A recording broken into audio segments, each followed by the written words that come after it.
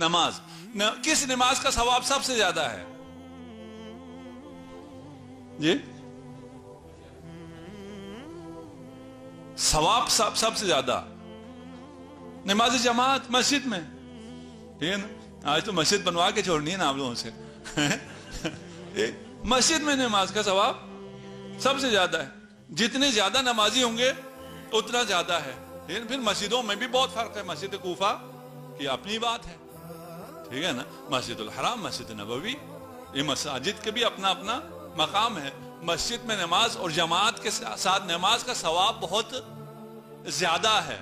ثواب جماعت کے ساتھ نماز میں ہے، لیکن اثر نماز شب میں ہے. نماز شب کیا ہے؟ جب کوئی بھی نہیں، اکیلا ہے، مسجد میں نہیں، گھر میں ہے، اس کا اثر بہت زیادہ ہے. انسان سازی میں سب سے زیادہ اثر نماز تہجد کا ہے، نماز شب کا ہے. رسول خدا سے قرآن میں ارشاد فرمایا کہ آپ نماز شب پڑھیں تاکہ آپ کو مقام محمود عطا ہو.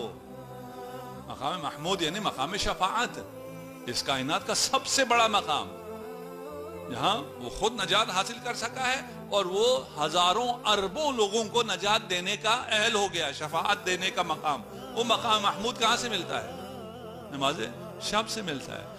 اگر غربت سے ڈرتے ہو، فقر سے ڈرتے ہو اور کسی کا محتاج نہیں ہونا چاہتے ہو، سارے روز محنت کرو، یقیناً کرو، لیکن اس سے پہلے ایک آدھے گھنٹے کا عمل کر لو نماز شب.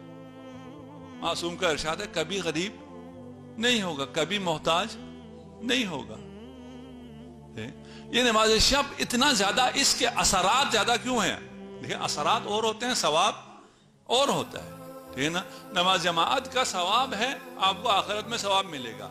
اثرات بھی ہیں، یہاں جب آپ مسجد میں آئیں گے اس کے اپنے اثرات ہیں، لیکن جو اثرات نماز شب کے ہیں وہ کسی اور کے نہیں ہیں. کیوں؟ شب میں کیا ہوتا ہے، رات میں کیا ہو جاتا ہے؟ رات میں یہ دنیا اپنا رنگ کھو دیتی ہے.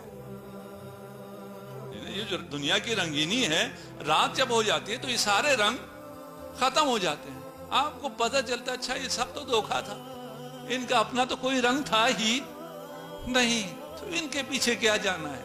تو خدائی رنگ نظر آتا ہے نا ہر چیز میں. پھر آپ کنیکٹ ہو جاتے ہیں خدا سے، پھر آپ خدا سے متصل ہو جاتے ہیں، پھر آپ سوچتے ہیں، سمجھتے ہیں اس رات کی تاریکی میں جب آپ ہیں اور آپ کا خدا ہے. اس لیے نماز شب کے یہ اثرات ہیں انسان سازی میں. نماز شب کیوں؟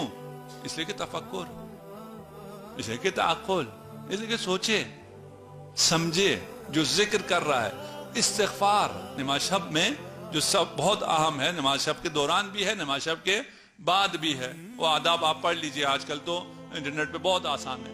کسی کو نماز شب کا طریقہ نہیں آتا، اس کو بھی گوگل کر لے، علامہ گوگل وہی بتا دے گا نماز شب کیسے پڑھنی ہے، نماز شب کے بعد کیا کرنا ہے، نماز شب کے دوران کیا کرنا ہے، وہ سب بھی علامہ گوگل بتا دے گا آپ کو. اور آپ اپنے گوگل کو شیعہ کر سکتے ہیں. یہ میں جوانوں سے کہہ رہا ہوں، اپنے گوگل کو شیعہ کر لو اور اپنے گوگل کو عالم اور علامہ بھی کر سکتے ہیں. آپ جو چیزیں زیادہ سرچ کرتے ہیں وہی زیادہ چیزیں گوگل، آپ بہت سمارٹ ہو گئے ہیں، ٹھیک ہے نا. یہ انٹیلیجنٹ ہے، آرٹیفیشل انٹیلیجنس اس میں بہت زیادہ ہو گئی، روز بروز زیادہ ہو رہی ہے.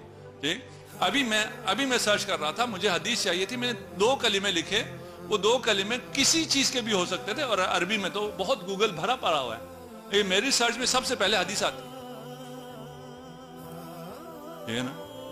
آپ بھی اگر اپنے گوگل کو شیعہ کرنا چاہیں، وہ شیعہ ہو جاتا نہیں ہوتا، ہو جاتا ہے. لیکن کرنا کیا ہوگا؟ اس کے ساتھ اہل بیت کا ذکر زیادہ کرنا ہوگا، ٹھیک ہے نا. یہ ذکر کا اثر ہے نا. اگر آپ اس کے ساتھ زیادہ اہل بیت کا ذکر کریں، احادیث کا ذکر کریں، تو وہ بھی شیعہ ہو جاتا ہے.